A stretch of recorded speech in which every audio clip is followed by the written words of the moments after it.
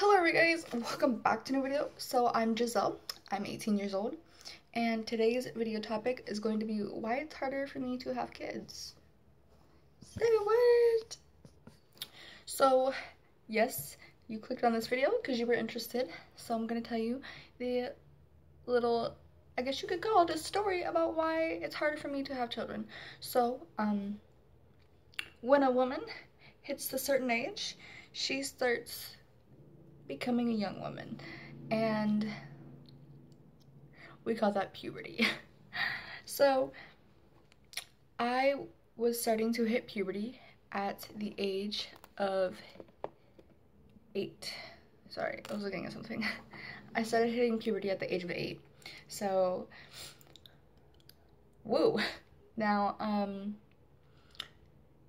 I got my first period at, I think, 12 years old. And I was not actually home, I was with my grandparents. It sucked. So I went and told my grandma, and we went out and bought the things that I needed. And that's when she asked me what brand I wanted, and I was like, oh, I don't know. And I chose Kotex, and I've been with Kotex ever since. So, woo. Now,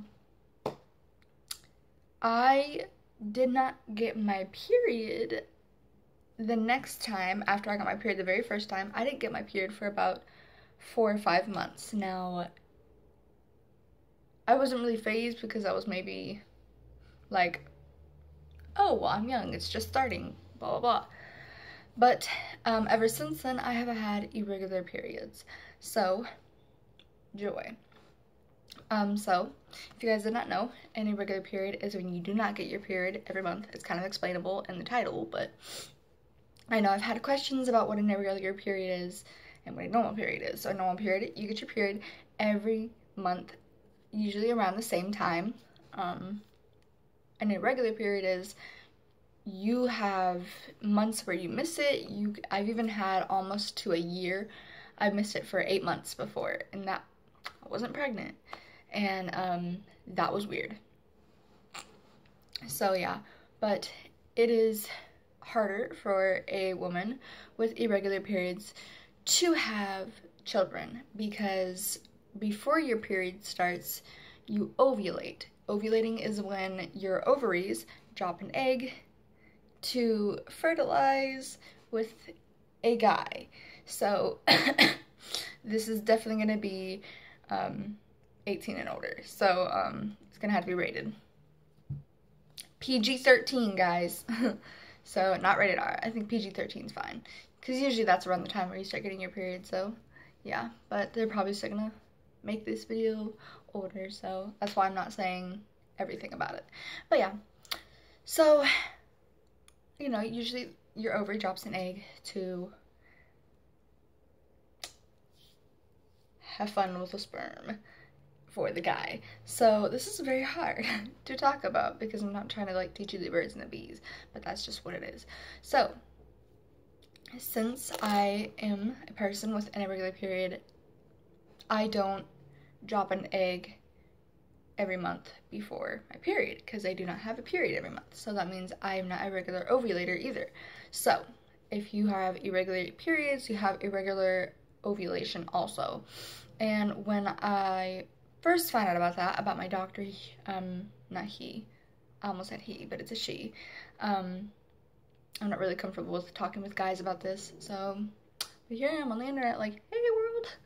But yeah, so when my doctor first told me, she was like, it is going to be a bit harder to concept because you have irregular periods, and with an irregular period, it comes with irregular ovulation, as I just told you guys.